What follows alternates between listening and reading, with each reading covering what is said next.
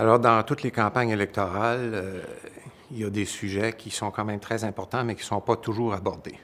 À l'heure actuelle, la loi canadienne sur la santé oblige les provinces à garantir l'universalité des soins au moyen d'un financement public et interdit aux provinces d'instaurer un système à deux vitesses. L'argument qu'on invoque habituellement, c'est que les gens qu'en permettant aux plus riches de payer pour leurs propres soins, on diminuerait la pression sur le système public et finalement, ça contribuerait à diminuer l'attente et à diminuer la pénurie de soins qui prévaut à l'heure actuelle dans le système public. Il est évident que ça n'aidera pas du tout. Au contraire, les ressources en santé sont très limitées. Le nombre de professionnels, le nombre d'infirmières, les ressources financières, tout ça, c'est extrêmement limité.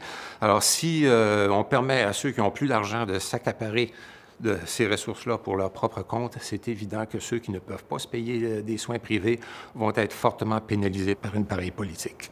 Alors, évidemment, le poids politique des gens qui vont devoir recourir au système public va être minimal et graduellement, ce système-là va être sous-financé, va sombrer dans le marasme le plus total et pour les gens les plus pauvres, pour les gens les plus démunis, ça va être rien d'autre qu'un désastre.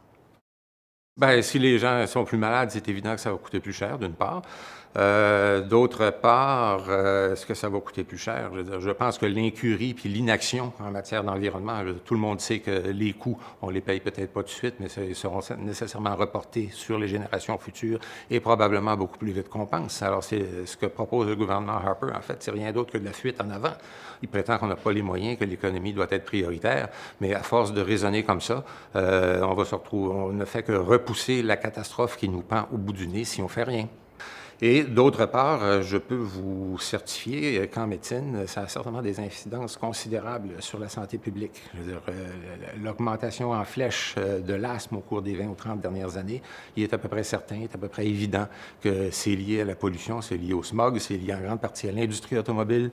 Et donc, au point de vue santé publique, je pense que les politiques environnementales du gouvernement Harper ne peuvent être que désastreuses.